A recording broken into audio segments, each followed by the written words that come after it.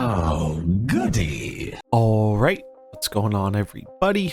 Zombies here again, and today we're back with another Marvel Snap video. So, big OTA today, a lot of changes here, and we're going to be bringing you 5 different decks to try out with some of the cards that got changed in today's update. Starting it out, we have a move deck. So this one comes courtesy of Shuri Enjoyer, and it's one that isn't impacted super heavily by the changes, but I think it's going to benefit more from the fact that a lot of more powerful stuff ended up getting toned down a notch, while this deck didn't actually get adjusted in any way, aside from the fact that Vulture is going to be gaining +1 power. So in general, this is a move style deck. You have some bounce tools here to bounce your powerful 1-drops like Ghost Spider, Human Torch, Iron Fist, and Beast provides some added bounce utility, making sure we can get the cards we need back to our hand when we need them. This deck does put out quite a bit of power. It's a little tricky to play, especially if you haven't really played too much of the classical style move decks before, but eventually I think you get the hang of it. I tried it out a bit yesterday. I had a lot of fun and some decent success with it. Also uses 2099 in Heimdall, which is always fun. The Enchantress might look a little weird, but it's mainly here for the Tribunal matchup, I believe, as without Enchantress, there really is no way you can beat that deck with the cards we have. And it has a bonus of taking out other powerful ongoing threats like Miss Marvel. Then we have Lockjaw. So this is a card I think a lot of people have been asking to be changed for a while, and it finally happened. Lockjaw went from a 3/2 to a 4/5. Pretty significant nerf. The dog did get some stats to help compensate for that, but it does mean one less turn of putting stuff into it to cheat out bigger things.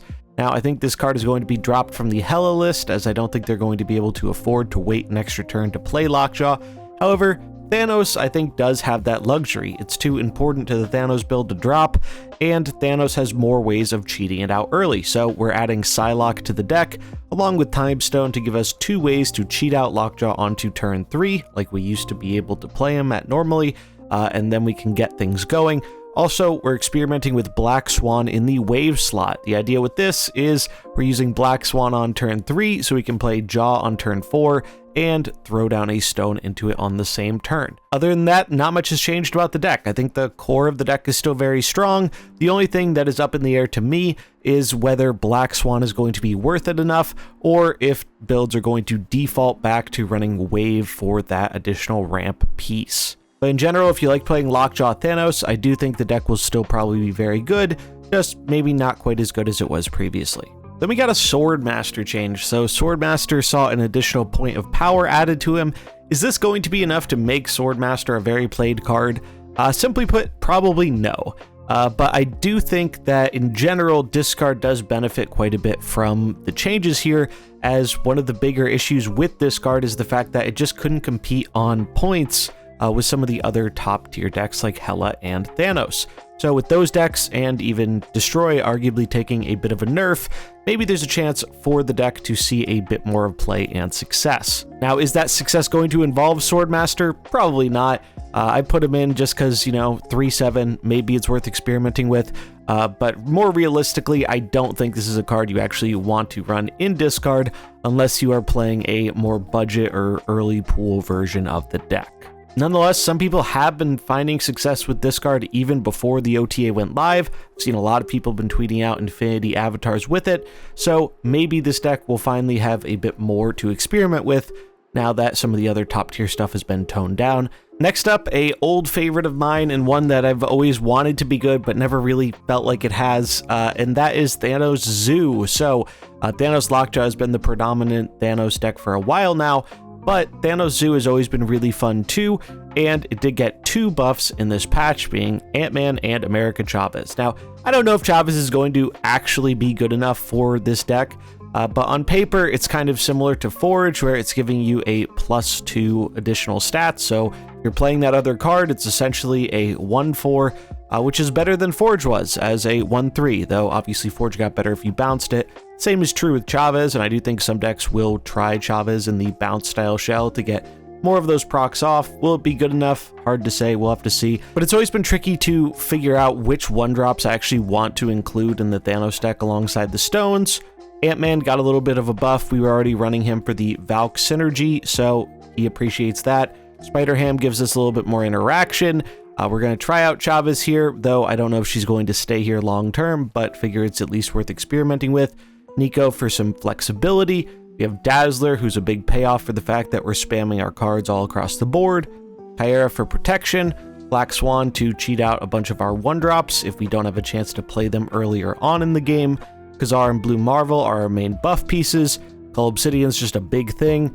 Valkyrie to swing a lane, and Thanos mainly for the stones, but sometimes we'll play him out as well. And last and probably least is Darkhawk. So this is the main change in the patch that I don't really like personally. I didn't feel like Hawk was that crazy of an outlier, if one at all. He was kind of the original 410, so it's kind of funny seeing him being nerfed now that there are other 410 options available.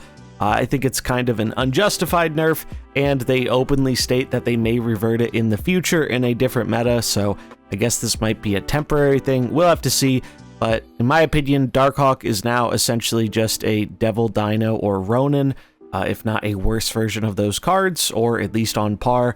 Those are fine cards, but I do think it really messes up a lot of these Darkhawk decks and what they're trying to do. So we opted for a little bit of a different approach. Instead of having the reactive stuff, since we can't play Darkhawk on the final turn of the game anymore alongside another 4-drop, you really want to be playing this card on turn 5, and that kind of affects how this deck is going to work. So instead of going for a reactive option like Shang-Chi or Enchantress, we're opting to put in something like Cosmo so we can protect against Shang-Chi's, since we're going to have to make our Darkhawk be kind of vulnerable by playing it most likely on turn 5. Other than that, we just have a lot of cards that are good with the Darkhawk stuff. We have our core package of Korg, Rockslide, Black Widow. We have Miss Marvel to spread points around. Lad so we can get a high roll hitting our Darkhawk or our Doom. Cull Obsidian just because he's another big thing.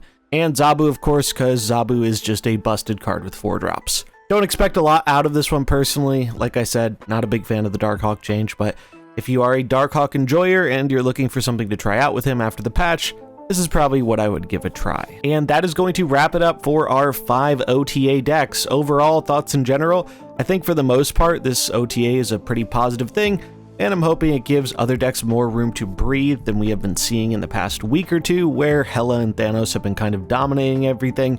I do think those decks, as well as Destroy, did take some meaningful hits here, so hopefully that leads to more experimentation with other decks that haven't quite been able to compete with the massive amounts of power that have been being put out by the previously tier 1 decks. That's going to wrap it up for this one though. As always, links in the description of the decks if you want to import them into the game. Let me know what you think in the comments below about the OTA and the decks. I'd love to hear it. It's going to wrap it up for this one though. I hope you enjoyed it. If you did, remember to like and subscribe, and I'll catch you in the next one.